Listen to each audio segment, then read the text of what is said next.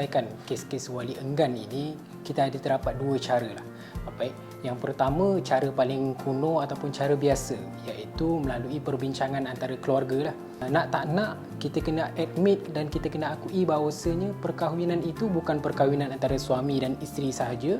Kalau kita berkahwin dengan suami, means kita berkahwin dengan keluarga dia sekali. Kalau kita berkahwin dengan isteri, kita berkahwin dengan isteri, keluarga isteri itu sekali.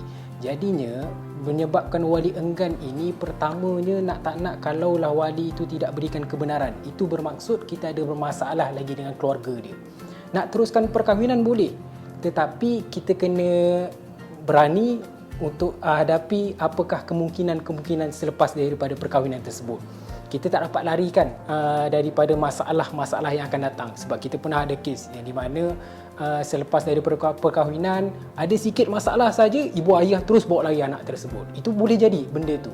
Sebab itulah, kalau dari kes bermulanya daripada wujudnya wali enggan ini, pertama, sebaik mungkin buatlah perbincangan terlebih dahulu. Kita ada satu kes di Melaka.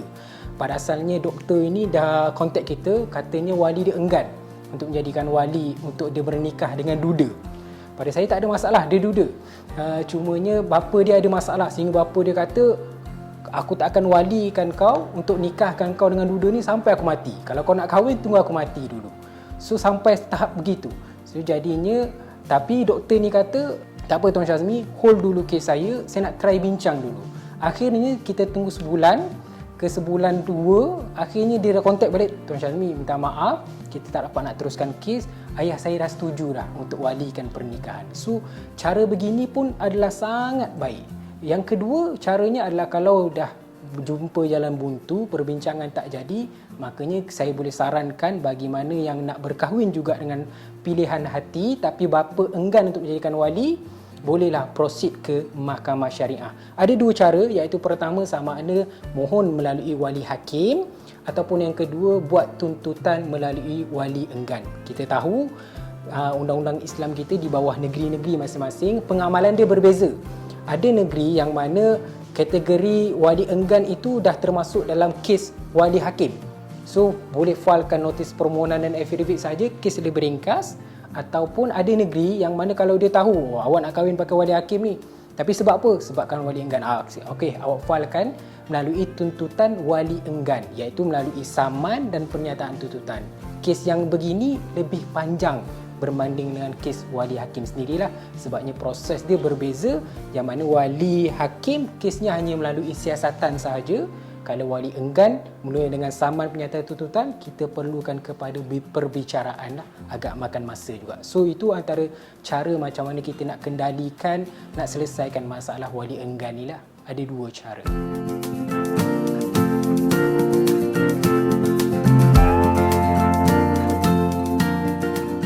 Wali enggan, pertama yang famous lah, maksudnya bapa tak setuju dengan pilihan anak tersebut. Yang kedua yang biasa saya tengok adalah pertamanya ego daripada wali itu sendiri. Seorang bapa tu kadang-kadang dia tengok lebih daripada orang lain. Kadang-kadang dia akan ambil, kita tak boleh lari daripada masyarakat kita yang mana kita ada orang sekeliling kita. Orang sana kahwin dengan anak lawyer, orang sana kahwin dengan anak doktor dan sebagainya. Sampai kat sini anak yang bawa ni. Itu benda tu berlaku. Dalam masyarakat kita memang berlaku. So jadinya kadang-kadang ada masanya bapa kita ataupun wali ini sendiri ada ego dia tersendiri lah. Yang mana dia nakkan, kalau boleh nak sekufu. Anak dia master, ya kalau bakal menantu dia pun mesti ada at least master juga ataupun lebih tinggi. Itu ada. Memang kita ada benda tu berlaku lah. Yang kedua, dari sudut yang pernah kita ada kes, sekarang ini kita tengah berjalan kes farak pernikahan, yang mana bapa tu tak bersetuju pada asalnya untuk menikahkan anaknya. Sebab apa? Sebab si anak ini berkahwin dengan kawan bapa dia. So ini antara punca yang saya rasa, saya kira bapa ada ego bapa dia sendiri agak tercalar. Sedangkan kawan tu sama-sama pergi masjid dengan dia, tiba-tiba berkahwin dengan anak dia. So itu antara sebab-sebab lain selain daripada tak setuju dengan untuk menjadi wali, antaranya adalah ego bapa. Yang tak lain, ada juga kita kes juga yang mana ibu bapa yang bercerai. Kita ada satu kes di mana punya marahnya si ibu ini pada bekas suami dia ni, sampaikan bila mana anak tu nak berkahwin, dia kata jangan datang, jangan walikan pernikahan anak tersebut. Apa yang dia buat sampai satu tahap, dia fikir, tapi bagus juga si ibu ni, dia fikir, dia tahu kalau nak mohon wali hakim leceh, kalau nak mohon wali enggan leceh. So apa dia buat, dia suruh minta anak perempuan ini pergi jumpa bapak kau buat, minta bapak tu buat surat wakil wali. Sampaikan tahap begitu, bapaknya akhirnya sebabkan sayang juga, sebab dia kata gini je, kalau bapak kau datang juga nikahkan kau, aku bukan mak kau. Sebabkan anak perempuan ini sangat jadi sebersalah, pergi jumpa juga akhirnya dengan bapa tersebut, mintalah bapa tu buat surat wakil wali, dan akhirnya anak tersebut, perempuan tersebut dinikahkan melalui wakil wali lah, yang mana bapa dia telah pun berikan. So itu antara faktor-faktor lain selain daripada bapa tu sendiri tak setuju dengan pilihan anak. Yang antara yang saya tengok yang tertinggi adalah ego bapa tu sendiri. Yang kedua, faktor perceraian lama, iaitu mak ayah tu sampai terbawa-bawa kepada akibatnya anak-anak pun merasa tempias sekali.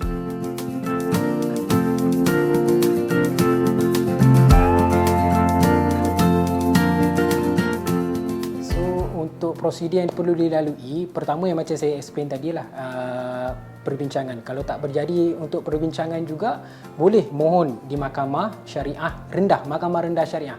Untuk kes wali hakim dan juga wali enggan ini, bidang kuasa dia adalah mahkamah rendah syariah. So pergi saja mahkamah rendah syariah yang mana tempat kita bermastautin, tanya dulu sama ada di negeri ini ataupun di mahkamah ini menggunakan pakai kes yang mana. Sebabnya kita tahu kalau kes nak menggunakan wali hakim ni ada berapa sebab. Antaranya kalau anak luar nikah. Yang kedua, tiada wali nasab. Yang seterusnya, kalau wali dalam keadaan ihram haji ataupun ihram umrah, ataupun wali enggan. Ini yang sebab-sebab yang bolehkan kita pakai wali hakim. Tetapi dekat mahkamah, dia pecahkan lagi. Ada kes melalui wali hakim. Biasanya tuntutan ini melibatkan yang tadi wali nasab, mu'allaf, kemudiannya wali dalam ihram dan sebagainya, ataupun wali lebih daripada 2 marhalah. Itu boleh gunakan wali hakim. Ada negeri yang minta, kalau dia tahu you nak filekan kes wali hakim, boleh. Tapi sebab apa? Sebabkan wali enggan. So you kena filekan melalui kes wali enggan lah, iaitu seksyen berbeza. Kalau wali enggan, seksyen ni seksyen 13 Enakmen Undang Keluarga Islam Selangor. Kalau wali hakim pula dalam seksyen 18 enakmen yang sama, Undang-Undang Keluarga Islam Selangor. Yang saya tahu kalau di Selangor, kalau wali enggan, kita perlu filekan melalui Saman dan Penyata Tuntutan lah, kes wali enggan tu sendiri. Kalau di Kelantan, mereka masih lagi praktis, kalau tak silap saya, masih lagi kalau wali enggan termaktub dalam kes wali hakim lah, iaitu di bawah seksyen 18. So itu antara penyelesaian bagi siapa yang nak berkahwin juga, dah perbincangan pun tak jalan. So saya cadangkan adalah pergi dulu di mahkamah syariah. Jangan buat jalan fast track, iaitu pergi lari dan sebagainya, kahwin nikah Thailand ke apa dan sebagainya. So itu pilihan yang terakhir, ataupun itu bukanlah pilihan yang tepat. Gunakanlah dulu saluran mahkamah syariah terlebih dahulu, kerana di situ ada jalan penyelesaian bagi siapa yang walinya tak nak jadi wali.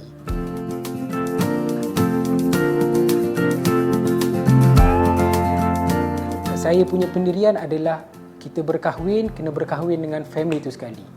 Sebab dalam tempoh PKP ni, kita banyak dapat kes kahwin waktu PKP, bercerai juga sebab dalam tempoh PKP. Kita berkahwin dalam tempoh setahun, dah kemudian ni nak filekan perceraian. Banyak, PKP ni lagi banyak perceraian. Perceraian daripada orang yang mana? Orang berkahwin lama tak? Bukan berkahwin lama, berkahwin dalam tempoh PKP juga. Sebab apa? Sebab saya percaya kebanyakan orang muda nak kahwin, bila tengok orang nak kahwin, kita pun terasa nak kahwin juga. Tapi ada banyak faktor yang mana kadang-kadang ibu bapa kita lihat lebih daripada kita, apa yang kita lihat. Contoh, saya bagi contoh paling mudah sekali, yang paling banyak berlaku PKP ni lah perkahwinan yang tidak bersedia. Kita ada kes kahwin waktu PKP, bercerai pun waktu PKP juga, sebabnya tidak bersedia. Diorang kawan lama, berkawan lama, kemudiannya tengok orang lain pun nak kahwin, diorang pun nak kahwin juga. Tetapi diorang tahu masing-masing tidak ada pendapatan, masing-masing tidak mempunyai pekerjaan tetap. Lelaki itu buat jadi rider sahaja sepenuh masa, itu pun buat kadang-kadang sahaja.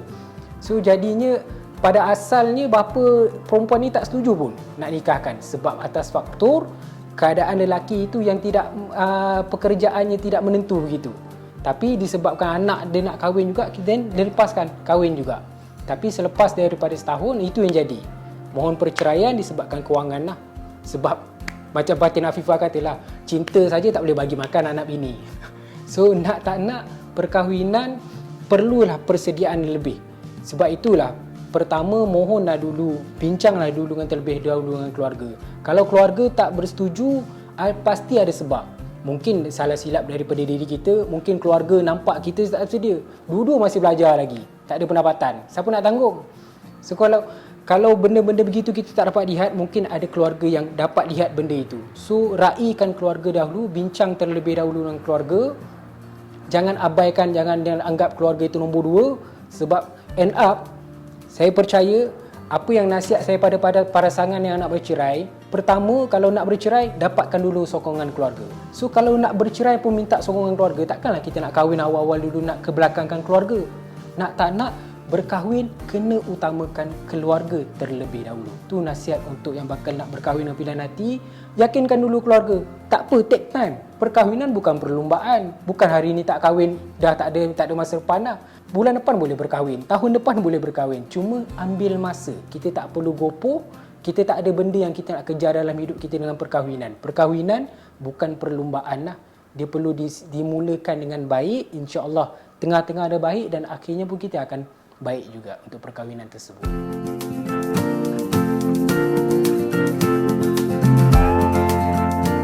Saya suka ambil kisah Ma'aqil bin Yasar. Ma'aqil bin Yasar ni antara punca turunnya satu nas Al-Quran yang mengatakan tentang keengganan wali ni. Ma'aqil bin Yasar ni dia ada seorang lelaki datang nak meminang saudara perempuan dia. Kemudian Ma'aqil ni setuju, Ma'aqil nikahkan lelaki tersebut dengan saudara perempuan dia. Tiba-tiba satu masa lelaki ini ceraikan saudara perempuan dia dengan talak raj'i, tapi dalam tempoh iddah tak rujuk-rujuk juga. Habis tempoh iddah, lelaki ni datang pula jumpa Ma'aqil. Datang jumpa Ma'aqil, kata nak bernikah balik dengan saudara perempuan dia. Ma'aqil bersumpah. Ma'aqil marah lah. Ini saya katakan tadi ego tu. Saya rasa pada sini adalah ego lah, dia marah. Kenapalah kau kahwinkan elok, kemudian bercerai, kemudian tak nak rujuk, kemudian baru nak datang balik, nak kahwin balik semula. So Ma'aqil bersumpah, aku tak akan nikahkan kau dengan saudara perempuan aku sampai bila-bila.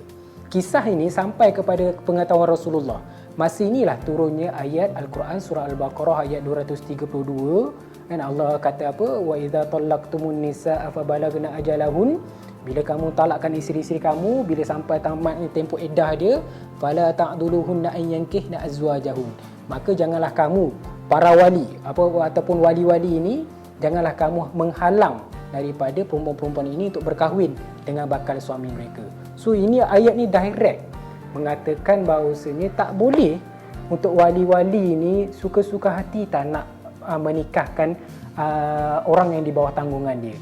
So antara yang lain lagi hadis juga, antara yang dia dikatakan oleh Nabi, ada 3 perkara yang tak boleh ditangguh. Pertama, bila datang waktu solat, kena solat. Yang kedua, bila jenazah dah terlantar, kena selesaikan segera. Yang ketiga, bila mana datangnya jodoh seorang perempuan itu, sekiranya jodoh itu baik, maka perlu disegerakan untuk pernikahan itu.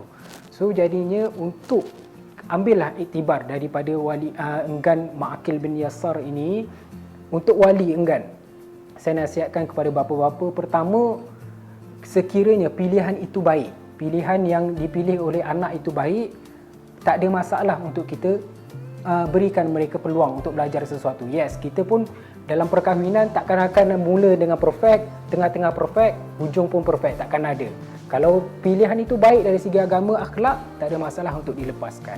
Tetapi kalaulah ada masalah, cuba beritahu apa benda yang masalah pada pasangan itu ke, ataupun masalah dari sudut anak kita sendiri. Jadinya nak tak nak, untuk yang sebagai bapa ataupun memegang kuasa sebagai wali ini, perlu selesaikan secara baik terlebih dahulu. Dan bila mana sampai kepada pernikahan itu, kalaulah diperlukan untuk dilepaskan perkahwinan itu, maka lepaskan untuk bernikah. Dan itulah masa untuk anak-anak itu belajar sendiri untuk urus perkahwinan mereka.